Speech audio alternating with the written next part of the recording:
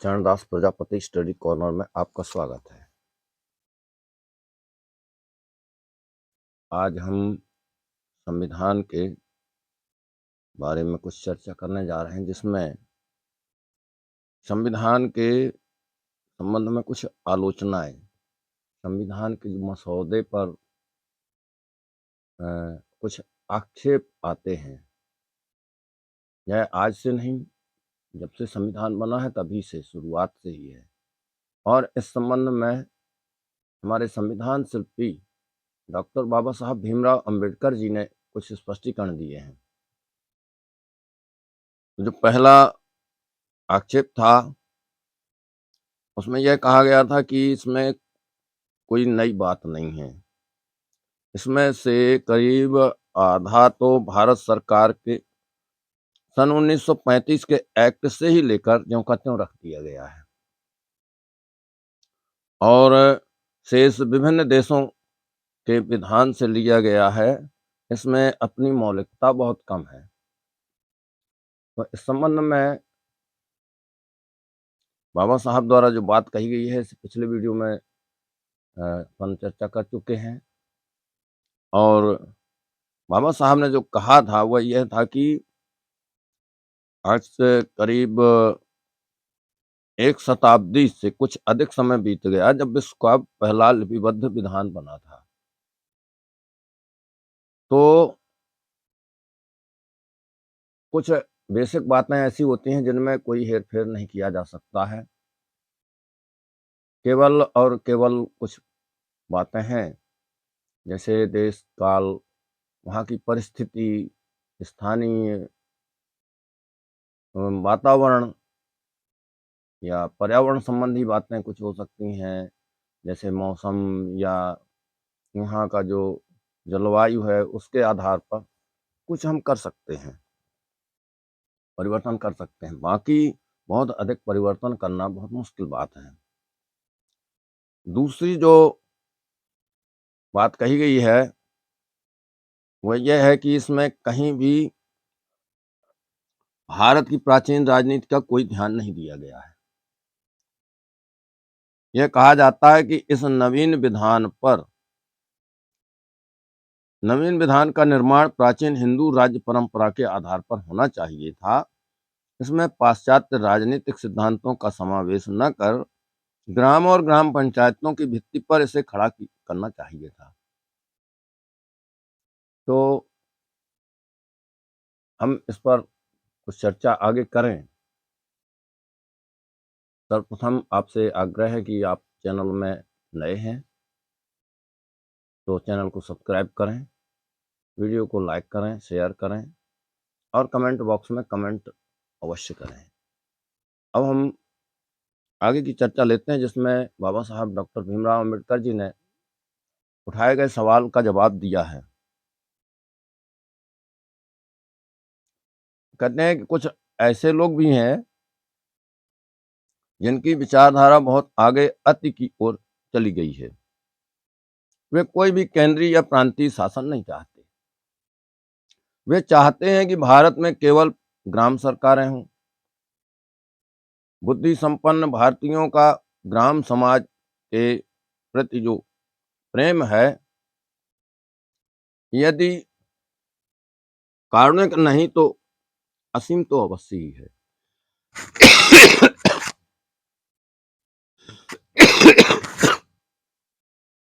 बाबा साहब हंसते हुए कहते हैं, इस मनोवृत्ति का बहुत कुछ कारण तो यह है कि श्री मेटकाफ ने जो ग्राम समाज का स्तुति गान किया है, इससे वे प्रभावित हैं। मेटकाफ ने ग्रामों का वर्णन करते हुए कहा है कि वे छोटे छोटे प्रजातंत्र थे जिनमें अपनी आवश्यकता की सभी वस्तुएं उपलब्ध थीं और जो वैदेशिक संबंध स्थापित करने से प्राय मुक्त थे। मेटकाफ की राय यह है कि सभी क्रांतियों एवं परिवर्तनों में जिनसे की वस्तुएं उपलब्ध थीं और जो वैदेशिक संबंध स्थापित करने से प्रायः मुक्त थे, मेटकाफ की राय यह है कि सभी क्रांतियों एवं परिवर्तनों में जिनसे कि यहाँ की जनता को कष्ट भोगना पड़ा। भारतीय जन समुदाय की रक्षा में कोई भी बात उतनी सहायक नहीं हुई जितना कि इन ग्राम पंचायतों का अस्तित्व, जो छोटे छोटे स्वतंत्र राज्यों के रूप में वर्तमान थे, और उनके अनुसार ये ग्राम पंचायतें बहुत हद तक भारतीयों के सुख में एवं उनके स्वतंत्र उपभाग में सहायक हैं। इसमें कोई संदेह नहीं कि जहां और सभी कुछ विनष्ट हो गए, हमारा ग्राम समुदाय आज भी वर्तमान है। किंतु जो लोग इन ग्रामों पर गर्व करते हैं, वे इस विचार को नहीं करते कि आखिर देश के भाग्य निर्माण में तथा उसके कार्यकलाप में इन ग्रामों ने कितना कम हाथ बटाया और क्यों। देश के भाग्य निर्माण में इन्होंने क्या भाग लिया, इसका अच्छा वर्णन भी मेटकाफ ने स्वयं किया है। वह कहते हैं, कितने ही राजवंश आए और गए, कितनी ही क्रांतियां हुई, हिंदू, पठान, मुगल, मराठा, सिख, अंग्रेज, अभी सभी बारी बारी से देश के मालिक बने, किंतु यहाँ की ग्राम पंचायतें सदा ज्यों की त्यों बनी रहीं। जब जब युद्ध हुए, संकट आए, इन्होंने अपने हथियार बंद किए, अपनी किलेबंदी की। विरोधी सेना जब इनके प्रदेश में पहुंची तो इन्होंने अपने मवेशियों को चार दीवारी पर में इकट्ठा कर दिया और शत्रु को बिना रोक आगे बढ़ जाने दिया। हमारी ग्राम पंचायतों ने देश के इतिहास में यही ज्वलंत काम किया। इसे जानते हुए हमें उनके लिए आखिर क्या गर्व हो सकता है। यह बात सच हो सकती है कि भयंकर उथल पुथल के होते हुए भी ये जीवित रह गईं, किंतु केवल जीवित रहने का क्या मूल्य है। प्रश्न तो यह है कि किस स्तर पर ये जीवित रहीं। निश्चय ही बड़े निम्न और स्वार्थपूर्ण स्तर पर ये जीवित रहीं।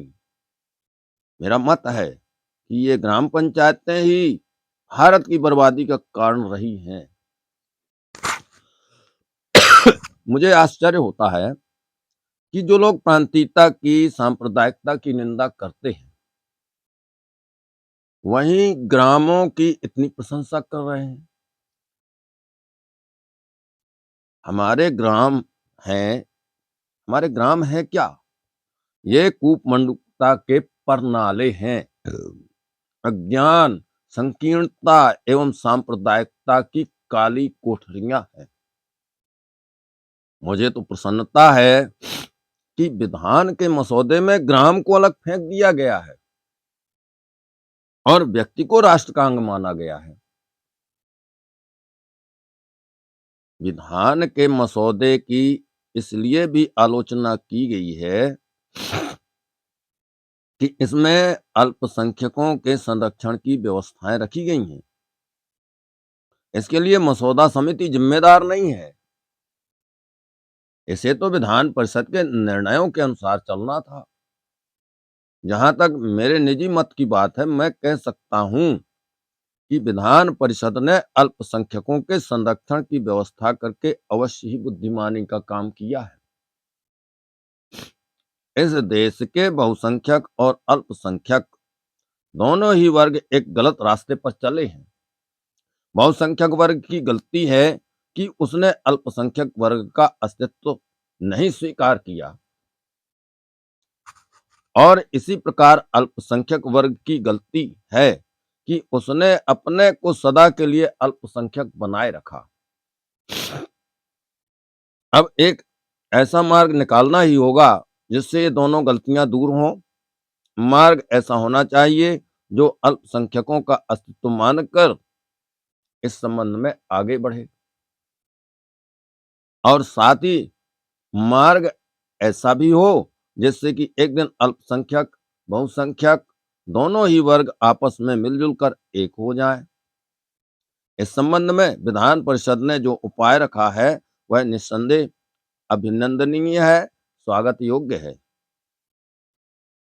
क्योंकि इससे हमारे उपरोक्त दोनों ही उद्देश्य सिद्ध हो जाते हैं।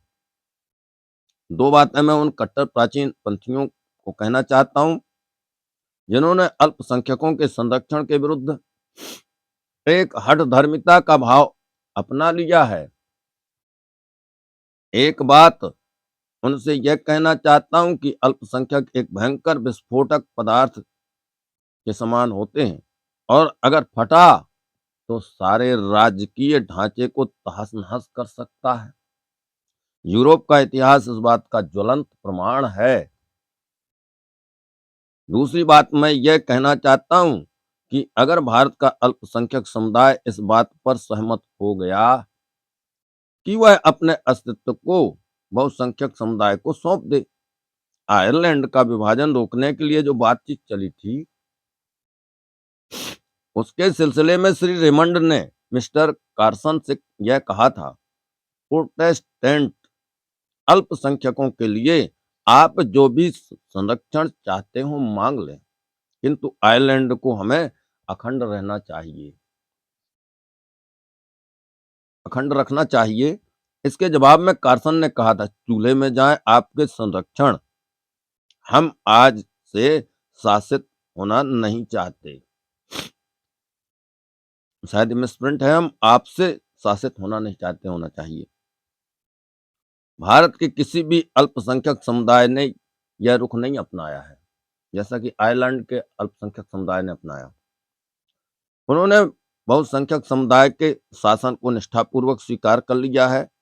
यहाँ का बहुसंख्यक वर्ग संप्रदाय के आधार पर बहुसंख्यक है, न कि किसी राजनीतिक सिद्धांत के आधार पर।